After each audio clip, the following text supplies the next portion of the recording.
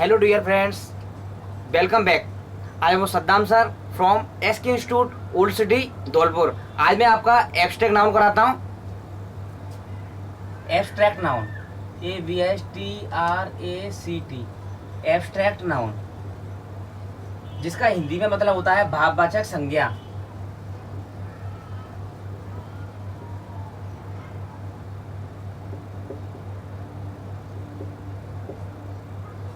देखिए, वीडियो शुरू करने से पहले मैं आप सभी लोगों से एक छोटी सी रिक्वेस्ट करता हूं कि please subscribe my channel and press the bell icon so that you can get time to time notification.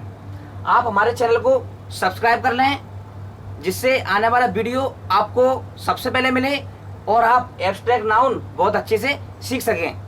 और यदि आप इस वीडियो से कुछ सीखते हैं तो इस वीडियो को पूरे भारत में शेयर करें, जिससे ये वीडियो भारत के हर बच्चे को मिले और भारत का हर बच्चा एब्स्ट्रैक्ट नाउन बहुत अच्छे से क्लियर कर सके। चलिए let start the class without wasting the time. Abstract noun,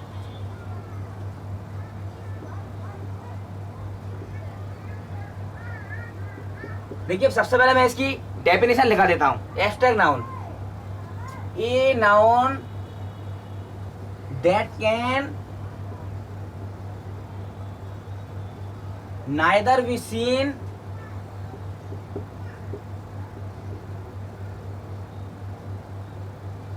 nor be touched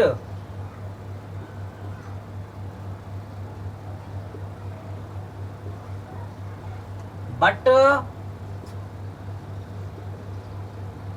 can be felt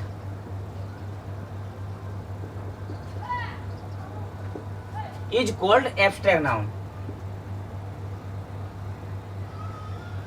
is called abstract noun. देखिए, आप इसको ध्यान से समझिए। इसकी डेफिनेशन में हिंदी में भी लिखा देता हूं, जिससे आपको एब्स्ट्रैक्ट नाउन जल्दी से समझ में आ जाए।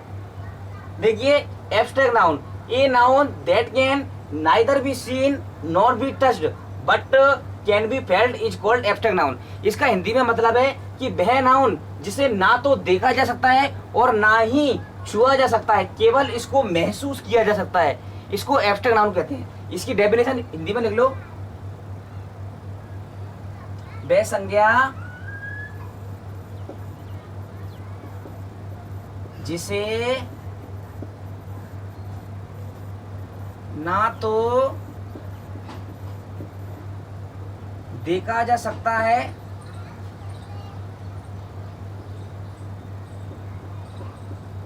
और ना ही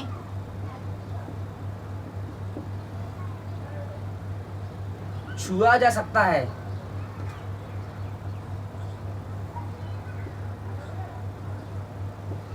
केवल महसूस किया जा सकता है।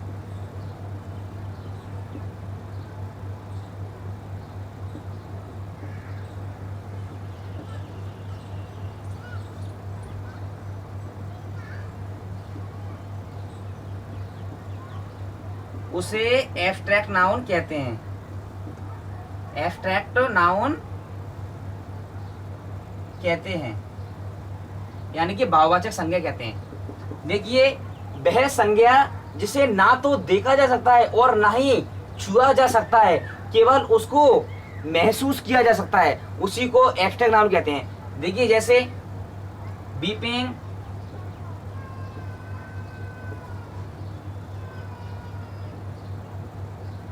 laughing,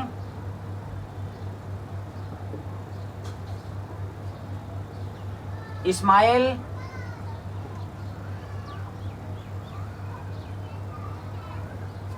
childhood,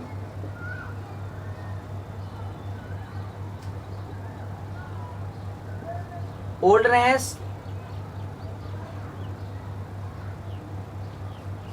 honesty, HONESTY, honesty, duty. देखिए, इन सभी नाउनों को ना तो देखा जा सकता है और ना ही इनको छुआ जा सकता है, केवल इन नाउनों को महसूस किया जा सकता है, उसी को भाववाचक संज्ञा कहते हैं। देखिए, बीपिंग, लाफिंग, स्माइल, जैसे स्माइल माना क्या होता है? मुस्कुराना। तो मुस्कुराने को आप ना तो देख सकते हो और ना ही आप छू सकते हो, केवल उसको महसूस कर सकते हो, तो उसी को एब्स्ट्रैक्ट नाउन कहते हैं। ऐसी ओल्डनेस, ऑनेस्टी, देखिए ऑनेस्टी माने क्या होती है, ईमानदारी। ईमानदारी को आप ना तो देख सकते हो और ना ही छू सकते हो, केवल आप उसको महसूस कर सकते हो। फेल्ट माने महसूस करना, तो आप महसूस कर सकते हो, तो उसी को एब्स्ट्रैक्ट नाउन कहते हैं। Next,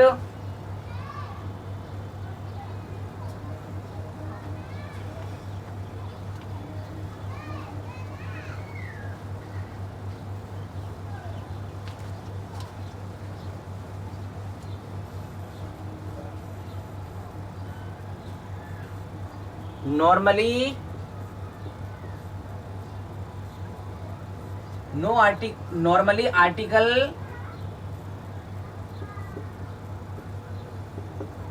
is not used,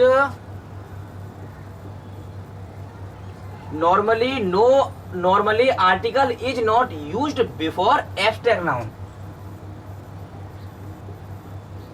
abstract noun 90% तक। यानी कि इसका मतलब क्या है, normally article is not used before abstract noun. इसका हिंदी में मतलब है कि भाववाचक संज्ञा से पहले कोई भी आर्टिकल नहीं लगता। यदि भाववाचक संज्ञा से पहले कोई आर्टिकल लगा है तो वो उदाहरण क्या है, गलत हो जाएगा। यानी कि भाववाचक संज्ञा से पहले कोई भी आर्टिकल नहीं आएगा। जैसे मैंने आपको एक उदाहरण दिया इसमें,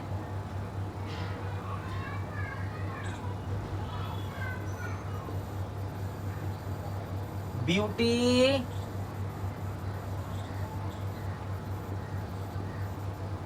is thing for Joy, JOY Joy. और दूसरा हमने उदाहरण दिया, द ब्यूटी इज थिंग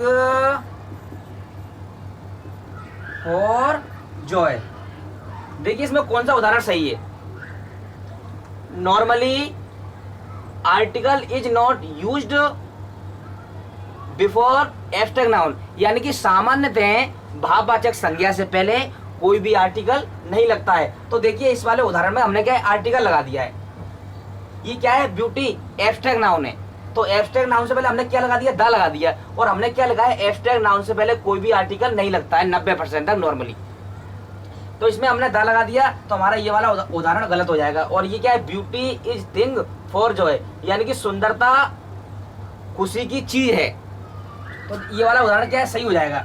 और देखिए ये वाला गलत क्यों हो जाएगा, क्योंकि हमने इसमें द लगा दिया है। और एक और लिख लो, नोट बनाकर लिख लो, abstract noun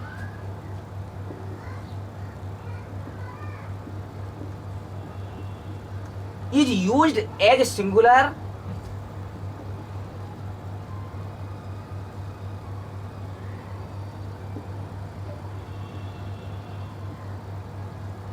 abstract noun is used as singular and takes singular verb।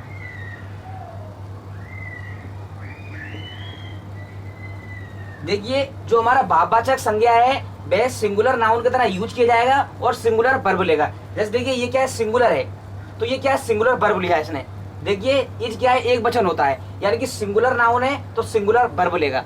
तो हमने यही लिखाया है, abstract noun is used as singular and takes singular verb. यानी कि जो एब्स्ट्रैक्ट नाउन है, भाववाचक संज्ञा है, वह सिंगुलर होगी और अपने साथ सिंगुलर वर्ब लेगी, यानी कि एक वचन वर्ब लेगी। तो ये एक वचन वर्ब है, इसलिए ये वाला उदाहरण सही है। अब देखिए एक वचन वर्ब तो ये भी है, तो ये भी सही होना चाहिए, लेकिन ये सही क्यों नहीं है, क्योंकि इसमें द लगा दिया है। और हमने क्या लिखाया था, जस्ट अभी इस चीज का आपको विशेष ध्यान रखना है कि normally article is not used before abstract noun. भाववाचक संज्ञा से पहले हमने क्या है, आर्टिकल लगा दिया है, तो ये वाला हमारा उदाहरण इसीलिए गलत है। और इसमें द नहीं लगाया है, तो ये वाला उदाहरण राइट है। देखिए आपको समझाने के लिए एक उदाहरण और देता हूं मैं इसमें, आप अच्छे से समझिए।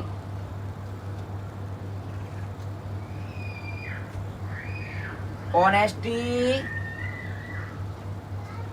Is the best policy.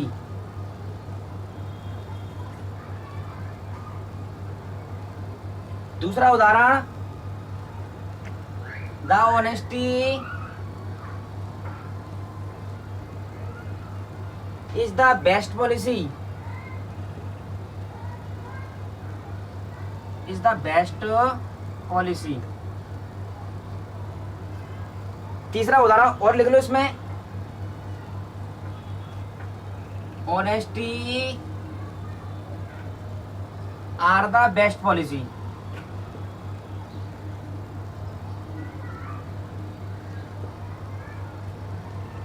देखिए आप इसमें ढंग से मिलान कीजिए और आप हमारे वीडियो लेक्चर को ध्यान से देखिए, अभी की अभी आपको समझ में आएगा इसमें कौन सा वाला उदाहरण सही हो सकता है। देखिए honesty is the best policy, या the honesty is the best policy, या honesty are the best policy. देखिए आप ध्यान से देखिए हमारे वीडियो लेक्चर को, अभी के भी आपको समझ में आएगा कि इसमें कौन सा वाला एग्जाम्पल सही है। देखिए honesty are the best policy, तो ये वाला उदाहरण गलत है। क्यों गलत है? क्योंकि हमने क्या लगाया था कि ये सिंगुलर की तरह प्रयोग किया जाता है, यानी कि abstract noun is used as singular and takes singular verb. ये सिंगुलर की तरह यूज किया जाएगा और ये सिंगुलर वर्ब लेगा। तो इसने क्या है, प्लूरल वर्ब ले लिया, यानी कि आर आ गया है। आर क्या है, बहुवचन होता है। तो ये वाला उदाहरण क्या गलत हो गया, क्योंकि इस जगह इज आना चाहिए। हमने लिखाया ना अभी abstract noun is used as singular and takes singular verb, जो लिखाते हैं वही कहते हैं। तो देखिए ऑनेस्टी क्या है, सिंगुलर है, तो ये क्या है, सिंगुलर वर्ब लेगा, तो यहाँ इज आना चाहिए, इसलिए ये वाला उदाहरण गलत है। दूसरा, the honesty is the best policy. देखिए ये भी उदाहरण गलत है। क्यों गलत है, आप इसको समझिए। हमने क्या बताया था कि normally article is not used before abstract noun. भाववाचक संज्ञा से पहले कोई आर्टिकल भी नहीं लगता है, तो भाववाचक संज्ञा है ये ऑनेस्टी, तो इससे पहले हमने द आर्टिकल लगा दिया है, तो ये वाला उदाहरण भी गलत हो गया। अब तीसरा, honesty is the best policy, ये वाला उदाहरण बिल्कुल राइट है। क्यों राइट है? क्योंकि देखो इससे पहले कोई आर्टिकल भी नहीं लगाया, तो हमने ये लगाया, इससे पहले कोई आर्टिकल नहीं आएगा। और दूसरी चीज, इसने सिंगुलर वर्ब लिया है, इज आया है, तो ये वाला उदाहरण सही है। यदि आप इस वीडियो से कुछ सीखते हैं तो इस वीडियो को पूरे भारत में शेयर करें, जिससे ये वीडियो भारत के हर बच्चे को मिले और भारत का हर बच्चा एब्स्ट्रैक्ट नाउन बहुत अच्छे से सीख सके। Thank you for watching this video. Thank you very much.